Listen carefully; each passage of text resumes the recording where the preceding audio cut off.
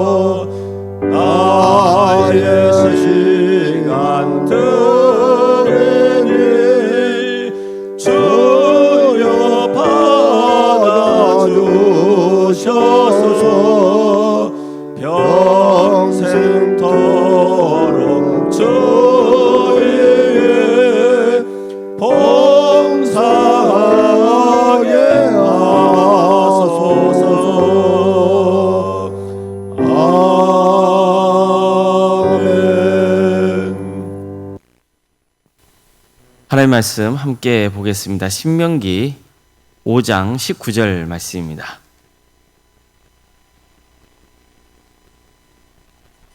신명기 5장 19절입니다.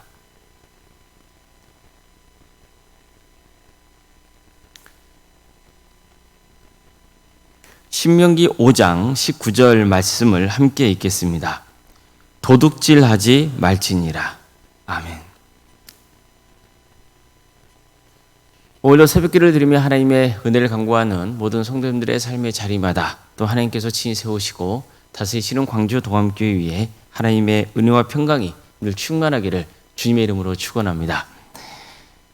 10계명에서 살인하지 말라는 제6계명은 인간은 하나님의 형상으로 창조되었다는 진리에 근거합니다. 즉 어느 인간도 함부로 하나님의 형상으로 창조된 인간의 생명을 함부로 빼앗을 권리가 없다는 겁니다. 그러니까 생명은 하나님의 것입니다. 그렇기 때문에 어느 누구도 생명을 함부로 취급해서는 안 되는 겁니다. 이것은 이웃의 생명만 아니라 나의 생명도 마찬가지입니다. 내 생명도 내게 아니라 하나님의 것입니다. 그래서 내게 주신 생명을 내 마음대로 해치면 안 되는 겁니다. 이 계명은 육체를 죽이는 것만 아니라 인격적인 살인도 해당이 되는 것을 명심해야 됩니다. 그래서 상대방에 대해서 함부로 욕을 하거나 분노를 표하거나 비난해서는 안 됩니다. 그럼에도 불구하고 요즘 우리 사회를 보면 익명성이 보장된다는 이유로 인터넷상에서 함부로 타인에게 상처를 주고 혐오를 조장하는 댓글을 다는 사례가 많습니다.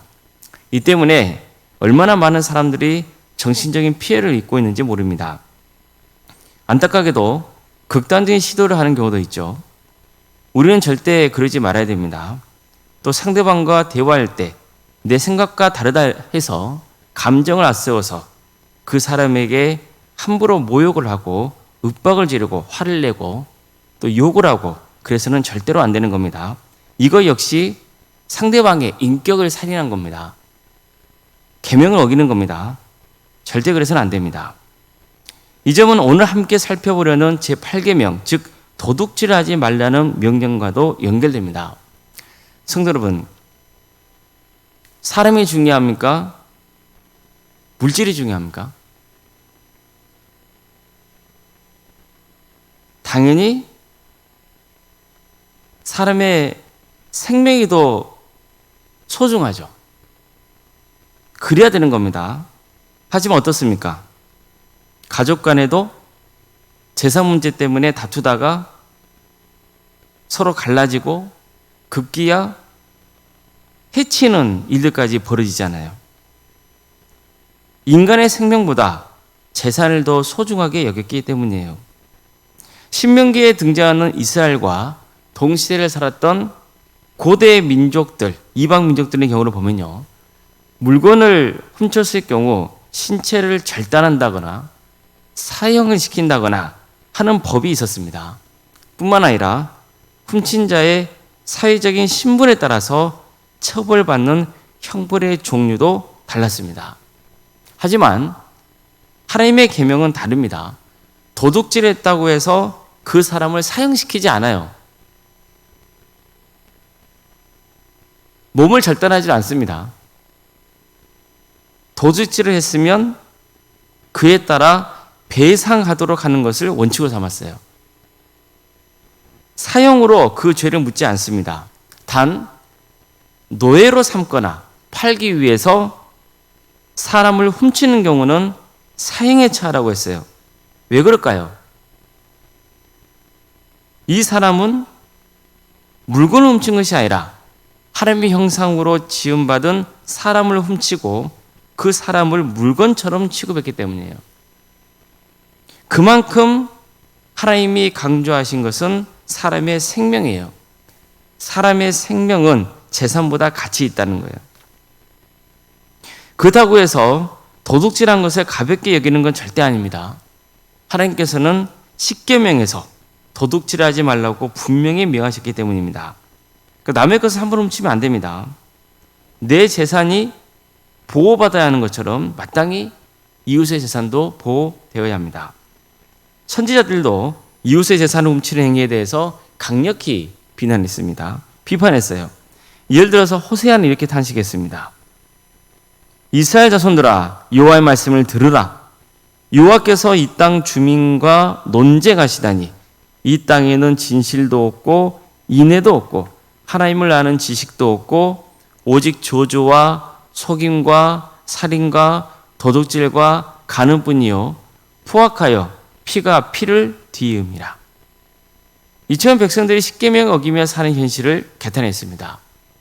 여기서도 보면 도둑질하는 행위에 대해서도 강력히 규탄하고 있죠. 다른 선자는 마찬가지입니다. 다른 사람의 소유를 함부로 훔치는 행위가 얼마나 잘못된 것인지를 지적했습니다. 그런데요, 도둑질을 하지 말라는 계명은 물건을 훔치는 것만 해당되는 게 아닙니다. 불의한 방법으로 타인의 것을 착취하는 것도 도둑질하지 말라는 계명을 어긴 겁니다. 여러분, 성경에 보면은 아합 왕의 이야기가 나옵니다.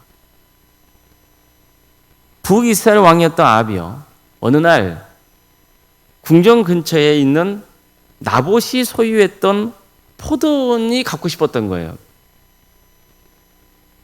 거기에다가 자신의 정원을 갖고 싶었던 거죠. 그래서 나봇에게 포도원을 팔라고 해요. 근데 나봇은 이 땅은 내 조상에게 물려받은 유산이라서 왕에게 파는 것은 하나님이 금하신이라고 하면서 할 수 없다고 했어요. 정중하게 사양합니다. 이스라엘 백성들은 가나안 땅에 정착한 다음에 각 지파별로, 그리고 각 지파의 가문별로 땅을 분배받잖아요. 따라서 그들이 물려받은 땅은 단순히 사유재산이 아니라 하나님이 주신 기업이었던 거예요. 그래서 땅을 파는 것은 하나님이 금하신이라고 했던 거죠. 그러자 아합 왕은 마음이 상해가지고 화를 내면서 왕궁으로 돌아와서 침대에 눕습니다. 그리고 식사도 안 해요. 때를 쓰는 거죠. 속상하니까 막 그런 거예요. 그러니까 그것을 옆에서 누가 지켜봅니까? 부인이 이세벨이 지켜보는 거예요.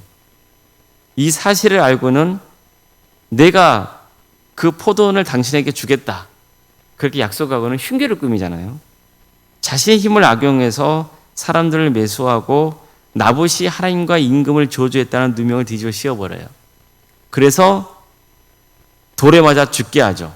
이렇게 해서 그 포도원을 차지합니다. 이 사건을 계기로 하나님께서는 아합 왕과 이세벨의 죄를 엄히 묻겠다고 경고하시는 거예요. 이것도 제8계명을 어긴 겁니다. 남 몰래 물건을 훔친 것만 도둑질이 아니에요.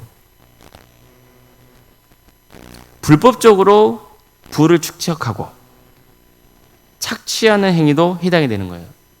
속임수를 쓰거나 이웃의 것을 강탈하는 것도 계명을 어긴 거예요. 하나님은 불의한 방법으로 이웃에게 손해를 끼치고 자신의 부를 축적하는 모든 행위를 도둑질로 보십니다. 자, 그렇다면 우리 자신을 돌아봐야 돼요.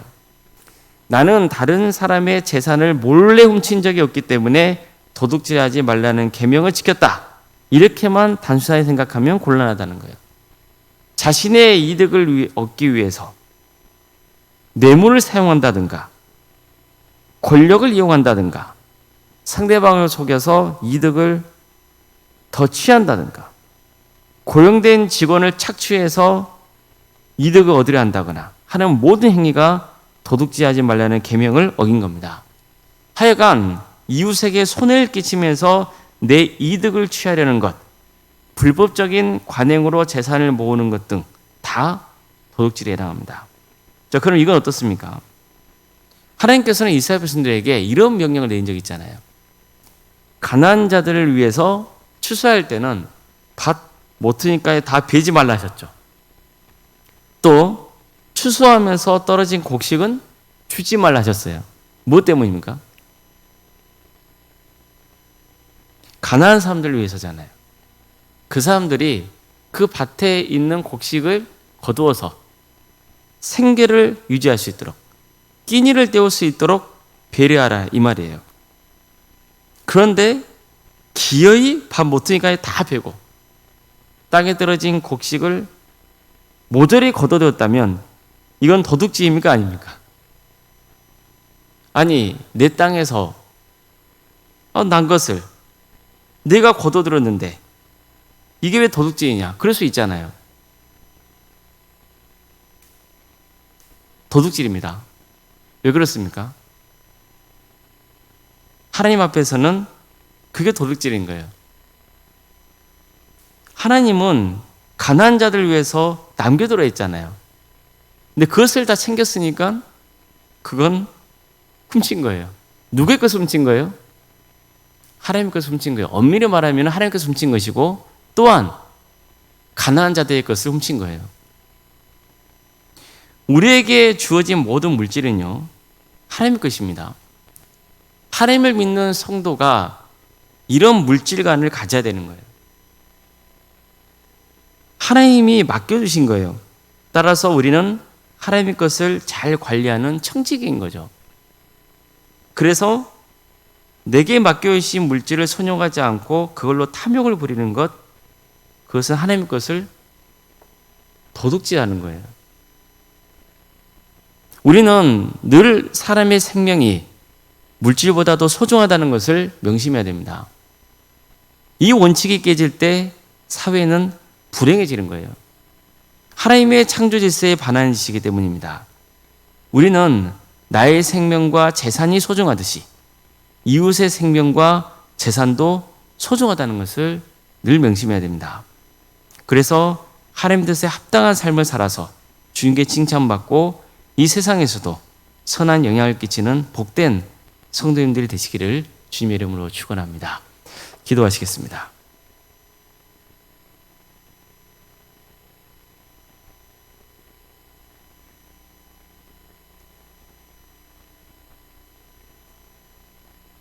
사랑하는 하나님, 오늘도 우리에게 새로운 날을 허락해 주시고 또 하나님의 은혜 속에 살아갈 수 있도록 인도해 주셔서 감사드립니다.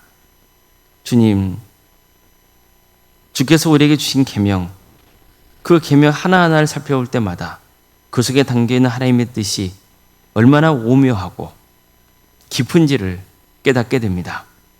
우리는 그저 겉으로 나는 이 계명을 지켰어, 이 말씀에 순종했어 하지만 사실 그 말씀을 깊이 들여다보면 그 계명에 순종하지 못했던 그런 일들을 보게 되고 하나님의 말씀 앞에서 회개할 수밖에 없음을 고백합니다.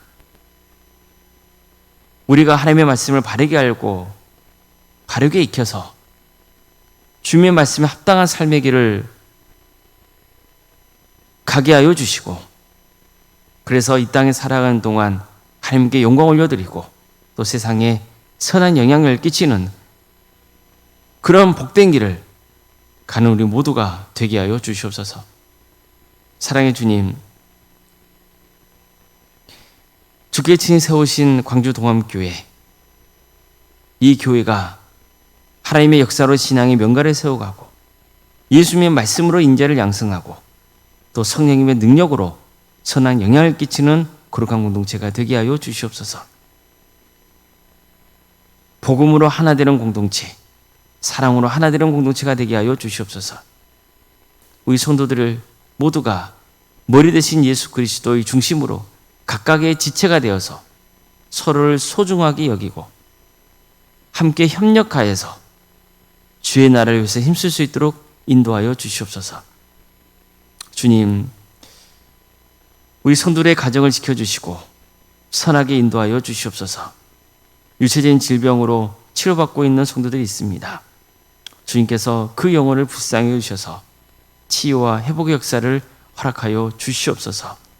또 정신적 고통 가운데 있는 성도들, 경제적 형편 때문에 어려움에 처해 있는 성도들, 또 직장과 또 사업의 문제 때문에 관계의 문제로, 자녀손들의 문제로 여러 어려움을 주님 앞에 간구하는 성도들, 그대의 기도를 들어주시고 가장 좋은 방법으로 응답하여 주시옵소서.